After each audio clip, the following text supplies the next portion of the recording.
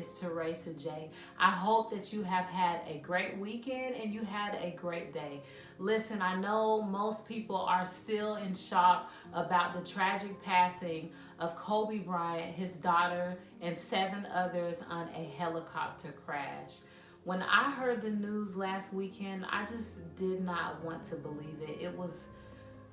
It just was really sad and heartbreaking. You know, you never think that your loved one is going to walk out the door and you're just never going to see them ever again. You know, death is sad when you lose somebody that you love.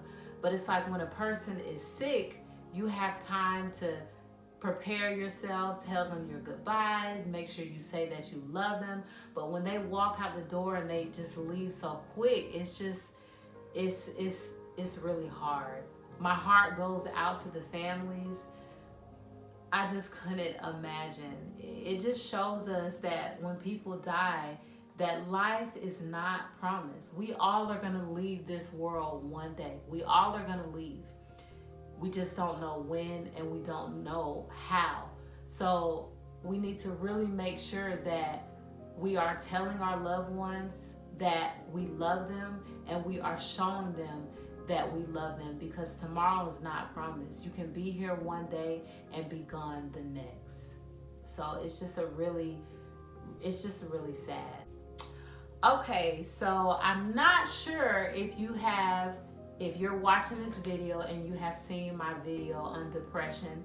The video is called It's Okay to Not Be Okay. If you have not seen that video, I'm going to either put it in the description below or I'm going to put it somewhere in this video. You guys, I'm still new to YouTube and I'm still learning how to do new things every day, so you guys bear with me.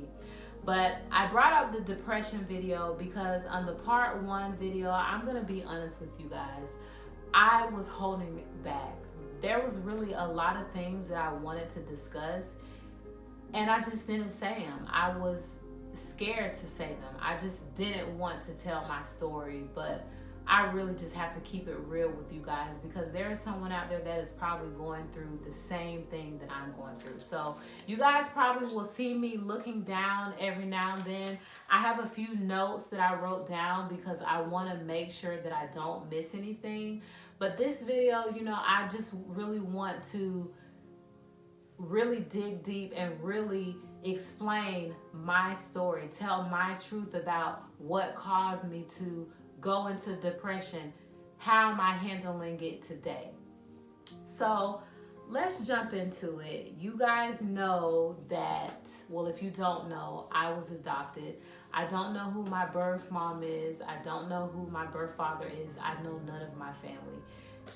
I was adopted and I had a pretty decent childhood. Another thing is, if you don't know, my name is Toraisa, and my mother that adopted me said that, you know, when she spoke to God and asked what he should name me, he said to name me Toraisa, which means to raise her. And I will say that my parents did raise me. They did do what they were supposed to do. So, you know, me being adopted, it really affected me as a child. And I'm gonna just keep it real with you guys. It affects me now. I have learned how to cope with it, but I have my days where I just really want to know who I came from, who I look like. You know, that has just really bothered me, and I really need to get therapy to learn how to cope with it, because maybe I'm not really coping with it well. I'm saying to you guys that I've learned how to cope with it, but I really don't think I have. So I had that situation that I've been dealing with just being adopted, and I'm 33 years old and just trying to live with the fact that I may never meet my birth parents. I may never meet my actual birth family. I also had my daughter at 20 years old, and when I had her, as I mentioned in the previous video, I went through a lot, and I went through a lot because I was looking for love. And I was looking for love and got in a relationship, a very toxic relationship with someone that did not love me. They did not show me love. A person that loves you, they're not going to put their hands on you. They're not going to abuse you. You know, they're not going to treat you like that. So that caused me to get depressed and get really down, because here it is, I had a baby and this person pretty much left me and turned their back on me and basically treated me like junk. I had some family, you know, tell me that they were disappointed in me that I did have a child. And this is the thing, what I will say, my daughter was not a mistake. I am a firm believer that everything does happen for a reason. When I say that, you know, when I say that family,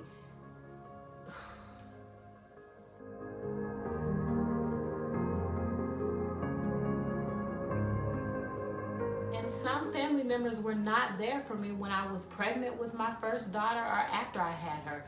When I pushed out my daughter, no family was there for me at all. And that really got me down, because at the end of the day, I don't care what mistakes someone has made. When it comes to family, I feel like you should always be there for family. I'm sure anybody watching this video has done something in life that they are not proud of. I know there are a lot of things that I have done that I'm not proud of. I've lied before. I've stole something before. I've even been to jail before. But guess what? My mistakes do not define me. My mistakes are not who I am. I am 33 years old. A lot of the poor choices that I made, I was super young. I don't make poor decisions like I used to before, but I don't feel like you should turn your back on someone because of the decisions they have made. You're like, you know what, I'm just going to turn my back on you. It shouldn't be like that with family. And in my situation, it was like that. I didn't have family really there for me. Like I said before, you know, I struggled. My lights got cut off. There were times that I did not have food. And I'm not saying that it's anybody's responsibility to take care of me. But family, you are supposed to look out for one another. And sometimes, you know, if you don't like what someone's done, you're like, okay, I'm not going to be there for them. And I don't think that is right. So, you know, here it is. I had my daughter at a young age. I'm trying to figure out how to take care of her, take care of myself. Like I said, I had a lot of family out there that was disappointed about the fact that I had a child and I was not married. And we have to stop being so judgmental, because a lot of times when people say, oh, you shouldn't have had a baby out of wedlock, like I said, I'm not saying that I condone for, you know, women to just be pushing out babies and not getting married. I'm not saying that, but I'm just saying if you've known that you've done it before and you had a child before you got married, why are you gonna turn your nose just because someone has had a baby before they got married? That's not right. You know, you wouldn't want anybody to do that to you. It's like people forget about their past and they forget about things that they've done, and then when someone else does it, they just want to turn their nose up, and that's not the right thing to do.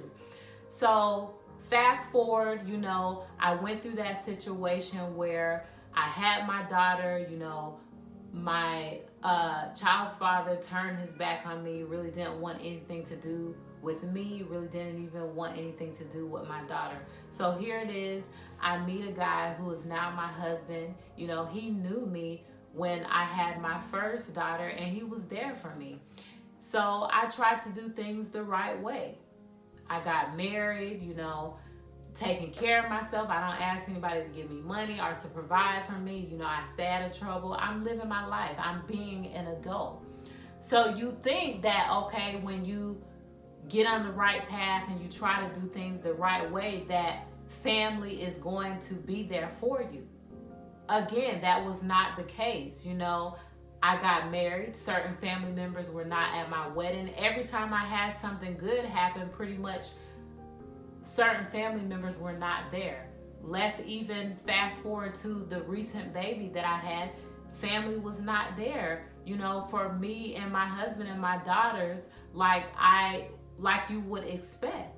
And that caused me to just really, you guys, like, it caused me to just really get upset, because it's like, I think for me, you try to please people. You think if you think you do things the so-called right way, that people will love you. But I'm here to tell you, it doesn't matter what you do in life. If somebody's going to feel a certain type of way about you, or they don't want to be in your life, or they don't, you know, want to have anything to do with you, then guess what? They're going to do that. And in my situation, that has been the case. I have not had certain family members that I have expected to be there for me and be supportive have not been there. Again, I don't understand how you can have, you know, you can go years and not see somebody.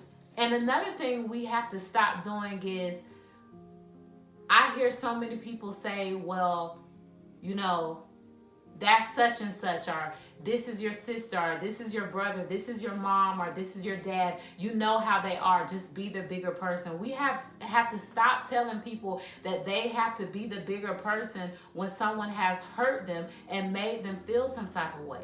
At the end of the day, I'm open to having a relationship with my family. I'm open to that. But you have to also understand that it takes two people to make a relationship work. It's just like with a car. If your car breaks down and it doesn't work, you're not going to go anywhere if it doesn't get fixed. It's just like that with a relationship. You cannot feel like, okay, I have not spoken to this person in 6 months and a year, I'm going to just talk to them like nothing happened. You can't do that. You have to fix what is broken. And I think that has been the issue, you know, with why I have not been able to have a relationship with family, because I'm just not the type of person that can say, okay, you hurt me, you made me feel this way, you weren't in my life when I expected you to be there because we are family, I'm just gonna get over it, let's move forward. No, you gotta talk about what has happened. You both have to talk about this. You have to fix what's broken in order to move forward. That's the only way a relationship is gonna work. Again, if two people are willing to fix what is broken, you have to communicate. You have to sit down and listen to what the other person is saying. And you can't tell a person how to tell their story or that their truth is not real. And I think a lot of people have done that with me. They're on the outside looking in, and they clearly have no idea on what has went on because I've been silent for so long. There are many factors that cause people to get depressed.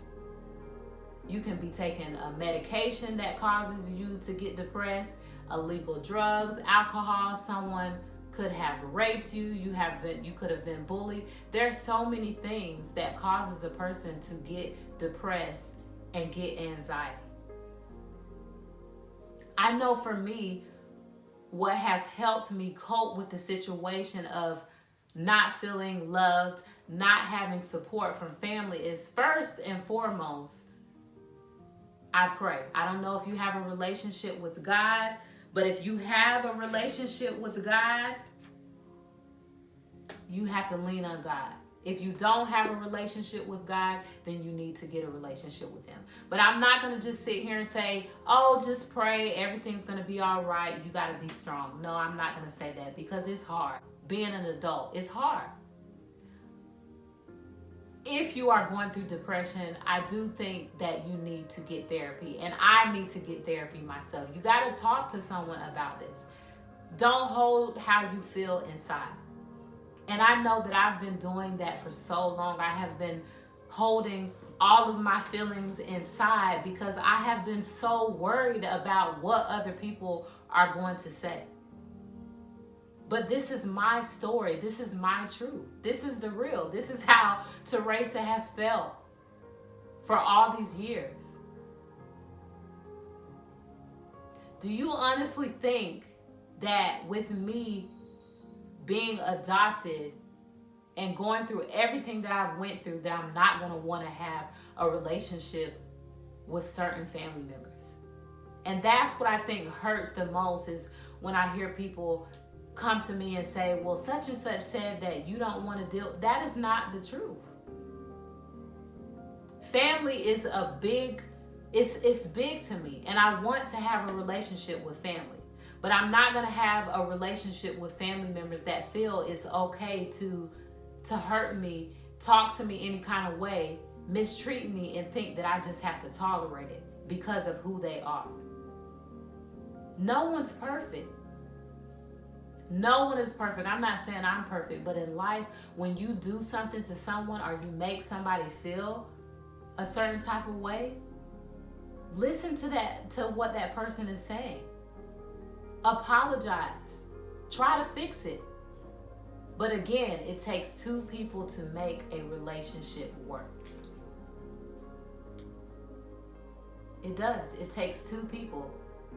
But that's what has caused me to get down sometimes, is the fact that I don't have the support that you expect to have from family. I just don't have it. I never thought that, when I had my first daughter, that I would be in the hospital room and not have any of my family members there for me. I didn't have any of them there. That's a fact. My recent daughter that I had with my husband, it was just me and my husband. No other family members were there. Now, I'm not going to sit here and say that I don't have people that I don't have people in my corner and that I don't have people that love me. There's just certain people that I expect to be there and that aren't there. And I just don't understand it. I don't. But I'm going to read this scripture to you guys. This verse comes from Philippians. I can't remember the verse, you guys. I'm so sorry. You know what? Maybe I will put it in the description box, but it's, I can do all things through Christ that strengthens me. And I wrote this down. Depression can zap your energy and make you feel lonely. But this verse reminds us that God is always there for you and will help you get through the darkest times. And I will say that I have prayed.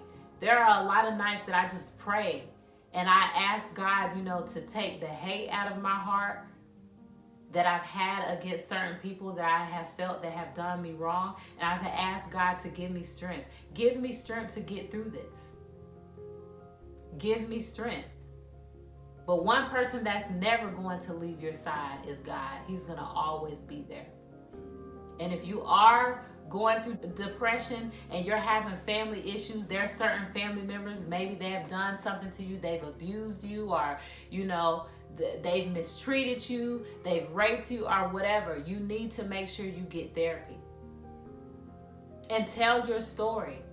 Nothing is wrong with sharing your story and telling your truth.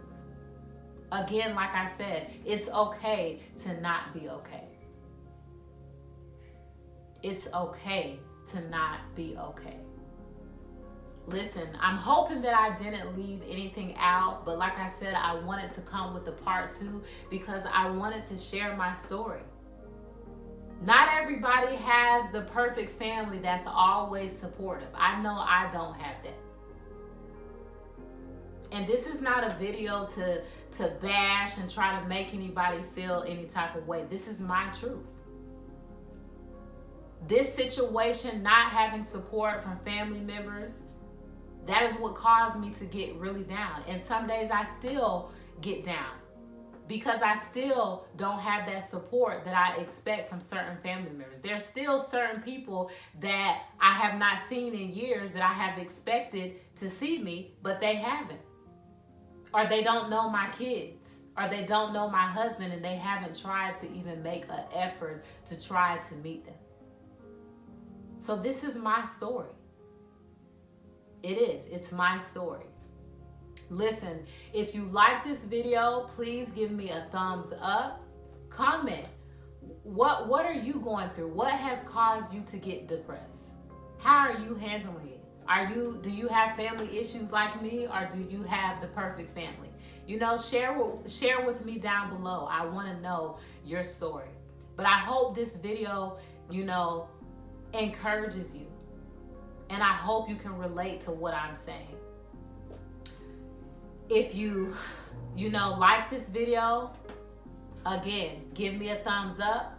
Please, I would greatly appreciate it. Subscribe to my channel. Turn that notification bell on so when the next video comes out, you will be able to see.